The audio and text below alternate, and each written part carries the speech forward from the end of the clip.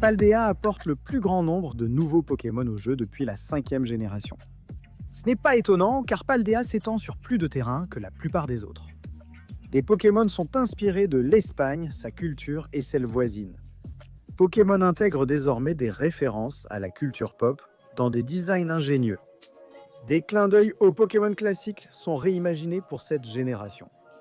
Bien que des aperçus de l'histoire ancienne et du futur lointain prennent vie avec les Pokémon Paradox, aujourd'hui nous voulons examiner chaque nouveau Pokémon de cette génération, voir lesquels sont les nouveaux favoris des fans et quels Pokémon ne sont pas vraiment mémorables. Je suis Kyle de Pokébinge et aujourd'hui nous allons passer en revue tous les Pokémon de Paldea, du moins impressionnants au plus cool. Alors tout d'abord, même si le côté cool est subjectif, nous avons tout de même quelques critères pour déterminer lesquels sortent du lot. Le premier critère, c'est le design et l'inspiration. Le nom, les choix de design et les références peuvent tous contribuer à faire d'un Pokémon une vraie réussite. Ensuite, il y a l'utilité et la performance en combat. Tous les Pokémon ne sont pas destinés à participer au championnat du monde, mais ceux qui ont de bonnes statistiques, de bonnes attaques et un bon type sont généralement appréciés de tous. Enfin, l'histoire sera prise en compte pour chaque Pokémon. Les Pokémon les plus cool ont souvent une histoire à laquelle beaucoup s'identifient. Le folklore de Paldea regorge de faits fascinants et de grands mystères. Donc, avec tout cela en tête, passons à la suite. Notre première catégorie, malheureusement, c'est celle des nuls.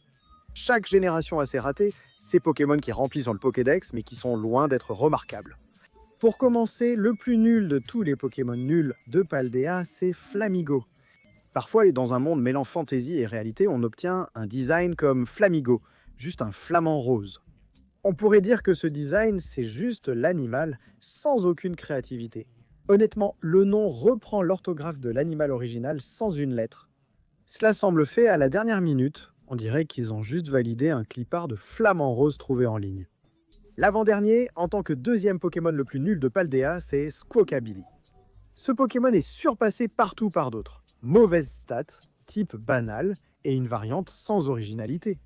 Le design et le nom sont corrects, mais face à d'autres Pokémon similaires, il ne tient pas la comparaison.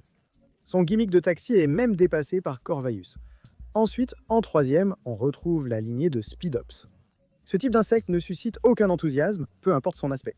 L'idée d'un Pokémon araignée spécialisé dans les opérations secrètes est bien pensée, mais dommage qu'on ait eu Speedops à la place.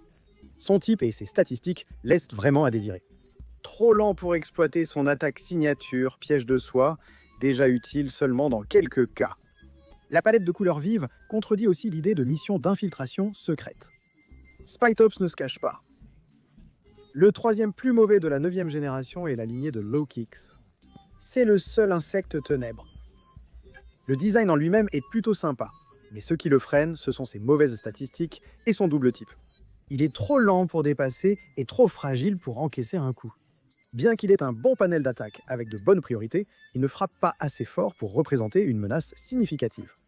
Pas psychique ni flamboyant, Oinkologne est juste le nouveau cochon du coin, comme chaque génération en a. Un mammifère de type normal que l'on trouve au début du jeu. Bien que le Chonk soit un excellent nom et un super design, il n'y a vraiment pas grand-chose d'autre à noter. Malgré sa robustesse, il est dépassé par de nombreux autres types normaux. Oinkologne n'est même plus utilisé pour les contrôles de sécurité comme les anciens types normaux. Du coup, on peut se demander d'où vient tout le jambon à Paldea. Ensuite, nous avons Heartworm. Imaginez Steelix moitié jouet, moitié marionnette. Voilà Heartworm. Il possède une grande défense et la capacité mange-terre qui le soigne avec les attaques sol au lieu de le rendre vulnérable. C'est là que s'arrêtent les avantages. Il n'est pas menaçant et ne supporte pas les attaques spéciales, suit le sombre bombardier volant. Ce design est inspiré de l'idée des cigognes qui livrent des bébés. Bombardier, lui, choisit la violence. Ce design finit par être un mélange confus entre la livraison de bébés et le largage d'artillerie depuis le ciel. Ses stats sont moyennes et tous les autres types Vol-Ténèbres le surpasse. Abordons maintenant l'évolution convergente de Tentacruel, la lignée de Toedscruel. Ce type plante à sol s'approche du cool à plusieurs égards, mais finit simplement par être oubliable. Offensivement, il est décevant. Défensivement, sa capacité signature, Mycélium puissant, le freine. Honnêtement, la meilleure chose qu'il a pour lui, c'est qu'on peut le comparer à Tentacruel. La lignée arboliviale arrive, aussi nulle que possible, olive dans tous les sens. Désolé pour le jeu de mots, On dirait une tentative de restreindre les capacités liées au terrain, mais ce concept était trop limité. Le concept de livre sent mignon dans son design, mais il n'est pas vraiment génial autrement. Cet arbre massif souffre d'un mauvais type offensif et défensif. Un autre Pokémon inspiré de la nourriture est Veluza. Il y a beaucoup de poissons dans la mer et Veluza ne sera pas un choix prioritaire. Sa capacité filet away n'est pas bonne. Trop fragile, il ne survit pas à la mise en place et est vite éliminé en représailles. Il s'avère que laisser une partie de son flanc derrière soi n'est pas une bonne idée. Un repas raffiné nécessite un accompagnement d'avocat, puis vient la lignée de Bellabolt. Le design de celui-ci finit par être un peu trop étalé. Un Pokémon grenouille avocat dynamo-électrique, c'est un concept un peu trop poussé. Il est censé pouvoir encaisser des coups et riposter plus fort grâce à sa capacité dynamo, mais il n'est particulièrement bon dans aucun des deux domaines. Ensuite, la lignée Bramblegaz a le problème inverse. Le design est trop simple.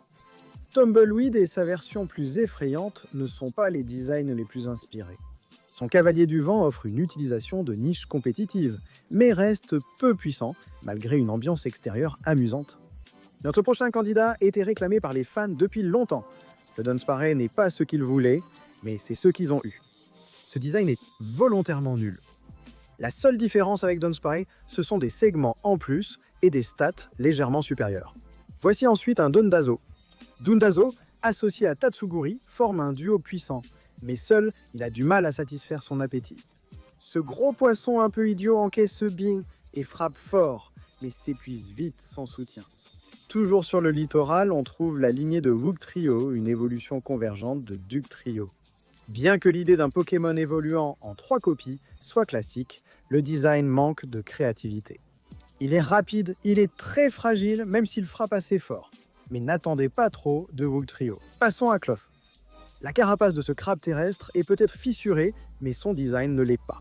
Un peu décevant sur tous les plans. Sa capacité signature, carapace en colère, est plutôt bonne, mais difficile à utiliser. Le dernier Pokémon nourriture de la liste est la lignée de Doxbun. Doxbun a le problème inverse de Flamigo. C'est un design astucieux passant d'un chiot pâteux à un chien à la croûte rigide. En combat, Doxbun déçoit, sa bonne capacité manque d'outils pour être exploitée. Le panel d'attaque et les statistiques offensives laissent à désirer. En parlant de chiens, la prochaine lignée est celle de Mabosstiff. Mabosstiff mérite de l'indulgence, ayant presque élevé Arvin dans le jeu. Mais sinon, ce Pokémon n'a pas grand-chose pour lui. La capacité signature de Mabosstiff, chien de garde, n'est utile que dans certaines situations. Il frappe fort, mais il est moyen dans tous les autres domaines. Passons maintenant à Brute-Bonnet, c'est le premier Pokémon paradoxe de la liste. Il est moins solide en défense que le Amoonguss classique, et d'autres types ténèbres offensifs le surpassent. Le design de champignon dinosaure féroce ne se traduit pas bien avec Brute-Bonnet. Le Rapscaline propose une interprétation ingénieuse et surprenante d'un scarabée bousier. Ce qui nuit à ce design, ce sont sa répartition de statistiques et son type. Insecte psy est faible en attaque et aussi en défense. Ce Pokémon lent, doté d'une attaque et d'une robustesse correcte, s'épuise rapidement en raison de ses nombreuses faiblesses, avant même d'encaisser un coup. Pour finir notre liste de Pokémon nuls, nous avons la lignée de Grafaiaie. Premier Pokémon poison plus anormal, il est unique comme soutien rapide. Ce Pokémon dispose de plusieurs stratégies amusantes et originales, mais il ne s'en sort pas très bien comparé à d'autres Pokémon de soutien. Sa faible endurance et ses statistiques défensives ne lui rendent pas service. Maintenant que nous avons écarté nos Pokémon moins intéressants, nous arrivons à ce que nous considérions comme les véritables perles cachées. Ce sont des Pokémon avec des designs astucieux, de solides capacités en compétition, et ils sont tout simplement amusants à utiliser. Les Pokémon moyens sont des favoris amusants, mais ils ne sont pas sans défaut. Le premier Pokémon de notre catégorie moyenne est la lignée d'Esparta. Ce design part un peu dans tous les sens. Cette autruche de type PC a beaucoup d'atouts. Ses talents opportunistes et turbo sont excellents. Sa capacité Lumina Crash inflige de lourds dégâts et divise par 2 la défense spéciale adverse. Malgré sa fragilité, ses statistiques restent correctes. En deuxième place, des moyens, on retrouve Clodsire, évolution du populaire Wooper de Paldea. Ce poisson-bout adorable possède une bonne robustesse et de solides capacités défensives. Et c'est une excellente idée d'avoir conçu un poisson-bout empoisonné fait de boues toxiques. La lignée de Scovilien devient le premier type feu-plante à exister après 9 générations. Son attaque signature, extrait épicé, est très amusante dans certaines compositions. Ce Pokémon profite du soleil de plomb pour gagner en vitesse et dégâts, devenant alors un redoutable balayeur. La lignée normale de Famignol connaît la force de la famille. L'attaque signature est surpuissante. Bombe latérale frappe jusqu'à 10 fois si aucun tir ne rate. Avec technicien, ça inflige déjà 300 dégâts physiques, de base donc plus fort qu'explosion, et avec plus d'avantages. Seules ses faibles statistiques et sa mauvaise couverture freinent Famignol, mais il reste très puissant. Allons à Jugule du Fer. Jugule du Fer est la forme paradoxe du futur de Trioxydre. Il est puissant par son type, par ses statistiques et son design. Son design manque vraiment d'effet waouh. Peu de différence avec le design original et ses capacités restent peu remarquables. Une autre forme paradoxe moyenne est l'épine de fer. Ce type roche électrique résiste bien et inflige assez de dégâts. Comparé au Tyrannosif original, il n'y a même pas de compétition. La lignée de Fulgulero est l'oiseau Pokémon de cette génération. Ce type vol électrique offre un bon soutien offensif et un design emblématique, mais ce canon de verre rapide encaisse toujours mal les coups. La lignée de Garganakel est le monstre de roche à 3 évolutions de cette génération. Ce Pokémon très résistant épuise ses adversaires avec son attaque signature, celle de soin. Son design s'inspire à la fois de la chimie et d'autres franchises de jeux vidéo. Tatsugiri Dragon Aquatique est le vrai cerveau derrière le Dazo. Extrêmement intelligent et une menace à lui seul. Ce petit poisson sushi peut très bien se débrouiller tout seul. Le troisième et dernier chien de la 9e génération est la lignée Houndstone. Ces Pokémon chiens purs de type spectre sont excellents comme attaquants offensifs ou comme tank défensif. Derniers hommages est une attaque dévastatrice en fin de partie, pouvant devenir la plus puissante du jeu. Rampapat est une version paradoxe de type insecte combat de Pyrax. Sa posture sur le ventre rappelle celle de Pyronil. Jusqu'à ce que Rampapaté se lève pour combattre. Ce Pokémon frappe fort et est robuste. Son double type le pénalise en défense. Passons sans attendre à Motorizard, notre prochain Pokémon. Motorizard est un Pokémon normal, type dragon rapide, représentant actuel de Koraidon et Miraidon. La capacité muqueux est fantastique et peut aider un membre de l'équipe à se préparer pour la victoire. Retournons dans le passé avec Pelage Sablé, une ancienne forme de Magnéton de type sol et électrique. Ce design ingénieux était couvert de poils semblables à de la limaille de fer. Rapide, frappe fort et possède une robustesse modérée, c'est une excellente réinterprétation du Pokémon original. La lignée de Glamora de type roche-poison reste mystérieuse. Ce Pokémon se distingue par son talent débris toxique et tour rapide qui facilite le contrôle des pièges au sol. Il a une bonne robustesse, une excellente attaque spéciale et de bonnes capacités de soutien. Ce Pokémon a un lien avec la mécanique terrestre encore inconnue. Passons à Frigaraf. Garafric, l'évolution psy normale, a un design original avec le casque Armor Tail, vraiment cool malgré sa singularité. Grâce à sa robustesse et ses bonnes statistiques offensives, Frigaraf est un tank de soutien efficace. Passons au clone de Pikachu de cette génération, nous avons la lignée Pommette. C'est en fait le premier clone de Pikachu à 3 évolutions, et l'un des premiers types électrique combat.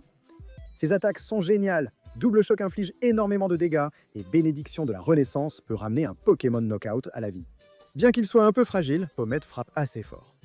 La lignée de Satitan est un colosse de type glace pure. Ce Pokémon massif de type glace est une excellente représentation d'une baleine terrestre. Sous la grêle, Satitan est un redoutable attaquant grâce à Slush Rush, où il peut être un tank efficace avec Isogresse. Bien que ses défenses et sa vitesse soient faibles, son attaque est bonne et ses points de vie sont énormes. Nous passons maintenant à la lignée de Revaroom. C'est le premier poison acier du jeu. Cette lignée de Pokémon est le boss final de chaque arène de la Team Star et déborde de personnalité. Cette voiture Pokémon toxique est nocive et insupportable. Conçue comme attaquant offensif, ses attaques et son type ne conviennent pas à Witch. Enfin, notre dernier Pokémon de niveau moyen est Hurlequeue. Ce Jigglypuff paradoxe de type Psy et Fée combine vitesse et robustesse unique. Le design est à la fois une réinterprétation intelligente et adorable de Jigglypuff, mais malheureusement, ses options offensives et de soutien sont très limitées. Enfin, avec les Pokémon moyens écartés, il ne nous reste plus que le meilleur du meilleur. Les Pokémon cool sont de véritables machines de guerre et ce sont des Pokémon tout simplement impressionnants à voir en action. Le premier dans notre catégorie cool est Tinglou, l'un des Pokémon les plus antiques qui manie un sanctuaire maudit grâce à son talent récipient du fléau. Son énorme robustesse et son talent peuvent stopper net n'importe quelle équipe.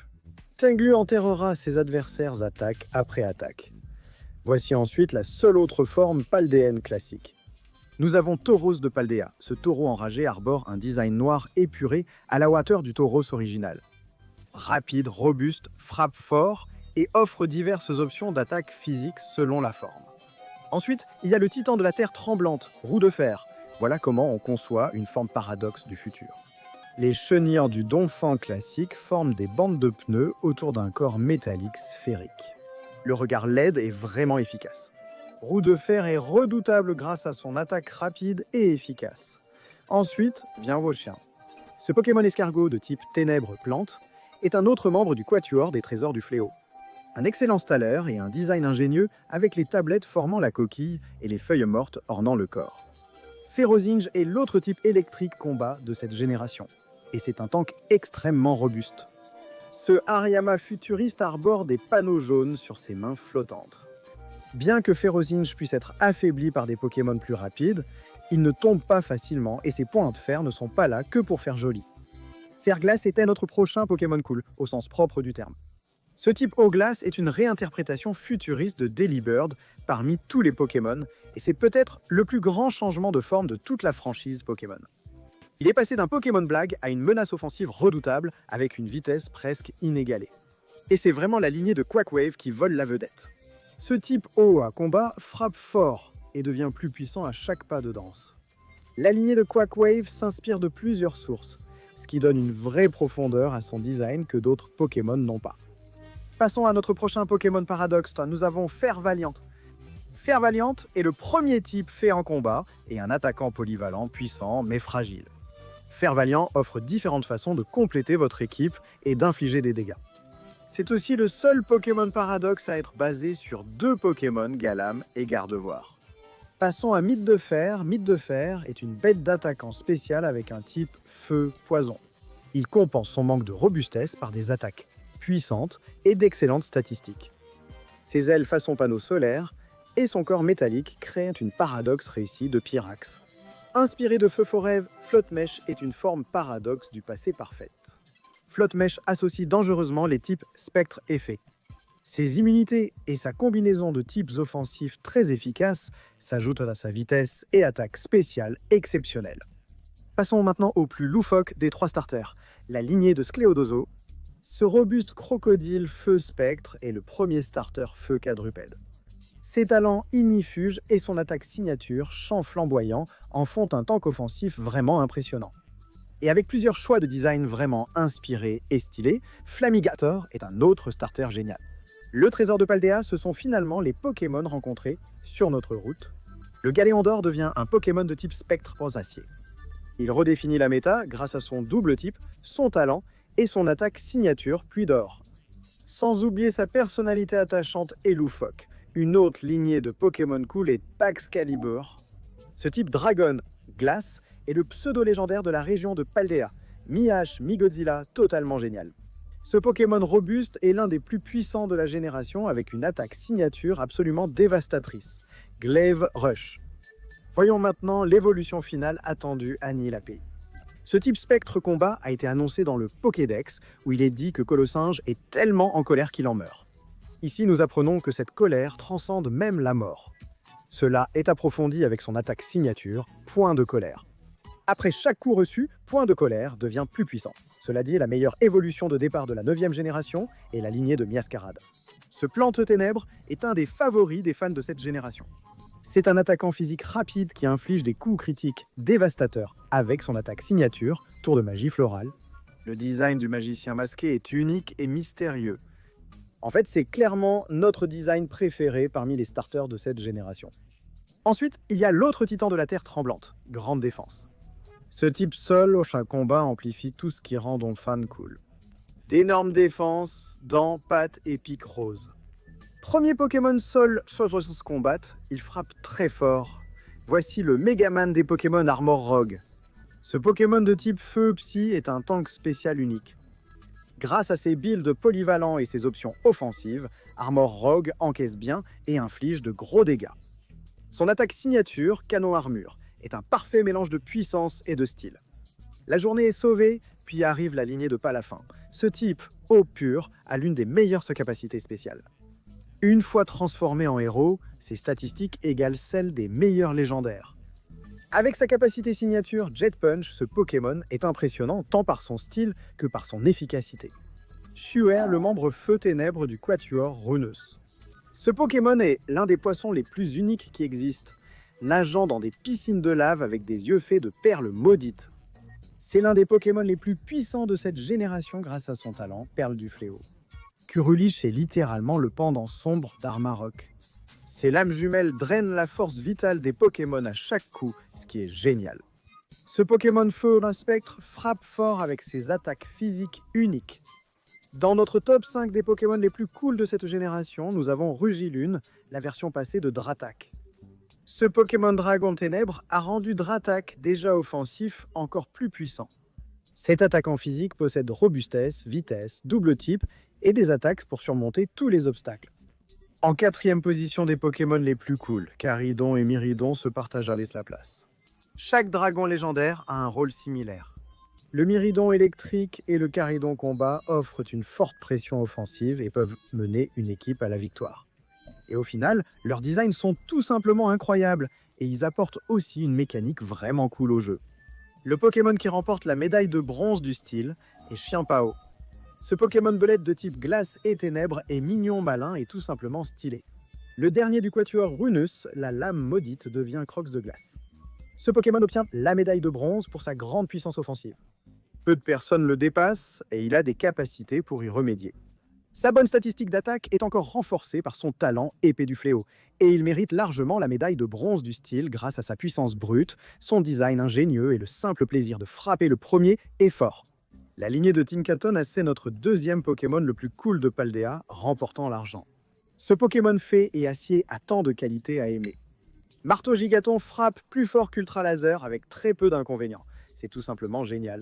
Ce gigantesque marteau n'est pas là juste pour faire joli.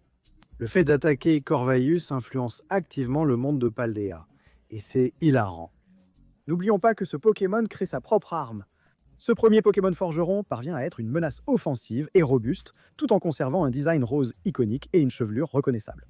Enfin, la médaille d'or du Pokémon le plus cool de la 9e génération est décernée à Roi Gambit.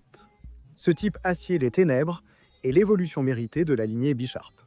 Ce Pokémon est impitoyable, assis comme un roi sur son trône, fixant l'ennemi du regard. Sa capacité signature, Suprême Seigneur, accroît sa force déjà remarquable. Ce Pokémon royal s'inspire des échecs et des samouraïs pour un design épuré et emblématique. Son attaque signature, Cotoclive, incarne parfaitement le style et la puissance. King Gambit trouve une ouverture et porte un coup dévastateur toujours précis.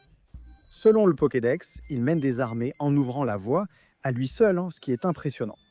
Voilà pour notre spectre de coolitude, finissons avec quelques médailles du pêcheur pour le plaisir. La médaille Darwin va à Clotte pour avoir eu le sang qui lui monte à la tête en tendant une embuscade. La médaille de l'orgueil revient à la ligne Rapska pour avoir accordé plus de valeur à sa boule de terre qu'à elle-même. La médaille de la paresse est attribuée à la ligne Houndstone, restée inactive près de son maître décédé. La médaille de la colère revient évidemment à Annihilat.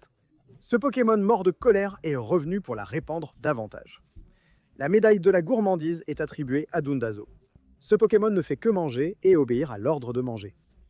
La médaille de l'envie revient à Chiyu. L'énergie négative des yeux de Chiyu a créé Chiyu. La médaille de l'avarice revient à la lignée de Goldengo. Ce Pokémon vit uniquement pour accumuler 999 pièces d'or à pièces d'or. Enfin, la médaille de la luxure va à la lignée d'Oincalon, chaque forme créant des parfums pour attirer d'autres Oincalons. Voici la fin de notre classement des Pokémon de Paldea, du pire au meilleur. Dites-nous en commentaire si vous êtes d'accord et quel est votre Pokémon préféré de la 9e génération. N'oubliez pas d'activer la cloche de notification et de regarder nos autres vidéos Pokémon. Merci d'avoir regardé, on se retrouve la prochaine fois.